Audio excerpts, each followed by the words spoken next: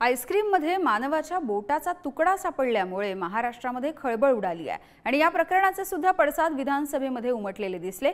या प्रकरणामधील कंपनीच्या मालकांवरती काही कारवाई करण्यात आली आहे का असा सवाल अतुल भातखळकर यांनी विचारलेला आहे। यावरती कंपनीच्या मालकांवरती नाही तर 2 प्रोडक्शन मॅनेजरवरती कारवाई करण्यात आल्याचंही सांगण्यात आलं।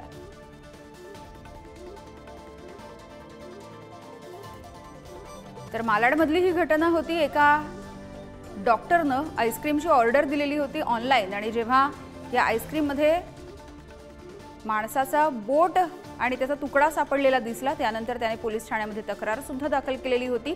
या आईस्क्रीमचं प्रोडक्शन इंदापूरमधून होत होतं, तिथे सुद्धा कारवाई करण्यात आलेली होती। तो संपूर्ण जी फॅक्टरी होती आईस्क्रीमची ती सील सुद्धा करण्यात आली होती। प्रोडक्शन मॅनेजरवर गुन्हा हा दाखल केलाय।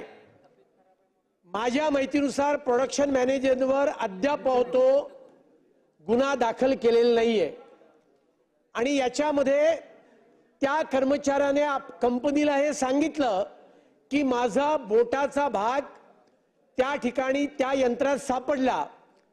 त्यानंतर त्या सगळ्या बॅचचं आईस्क्रीम त्या ठिकाणी रिकॉल करण्याचं काम या फॉर्च्यून डेअरीने, म्हणजे आईस्क्रीम कोण बनवत आहे? Fortune dairy. त्यांचा ब्रँड कुठला आहे? वायको नावाची कंपनी। त्या कंपनीचा ब्रँड आहे यमो आणि त्यामुळे सर्वच्या सर्व प्रोडक्शन हे तात्काळ रिकॉल करण्याची आवश्यकता होती, ते त्या कंपनीने केलं नाही आणि त्यामुळे केवळ अधिकाऱ्यांवर नाही तर या दोन्ही कंपन्यांच्या मालकांवर अन्न व औषध प्रशासन डिपार्टमेंट पोलिसांच्या मार्फत गुन्हा दाखल करणार का, हा माझा पहिला प्रश्न आहे। त्याचबरोबर ऑनलाइन तक्रार केल्यानंतर कंपनीने दखल घेतली नाही, त्या संदर्भात काय आपण कारवाई करणार याचं उत्तर अपेक्षित आहे।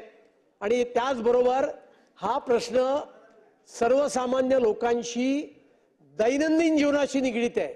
ॲप वरनं फूड मागवणं हे अनेकांच्या जीवनाचा नित्य भाग आहे आणि अन्न आणि औषध प्रशासन विभागामध्ये हे काम करण्याकरता, या कामावर नजर ठेवण्याकरता पुरेसा अधिकारी वर्ग नाहीये आणि त्यामुळे आता किती पदं रिकामी आहेत आणि ती पदं तुम्ही कधीपर्यंत भरणार, असे माझे आपल्याला 3 स्पेसिफिक प्रश्न आहेत। स्टॉप केलं पाहिजे, काय विक्री करू नका असं प्रकारचं त्यांनी हे कारवाई आपण केलेलं आहे। तर त्या कारवाई आता हे दोघांवर होत आहे आणि त्या दृष्टिकोनातून आता आपण सस्पेंड केलेलं आहे लायसन्स त्यांचा।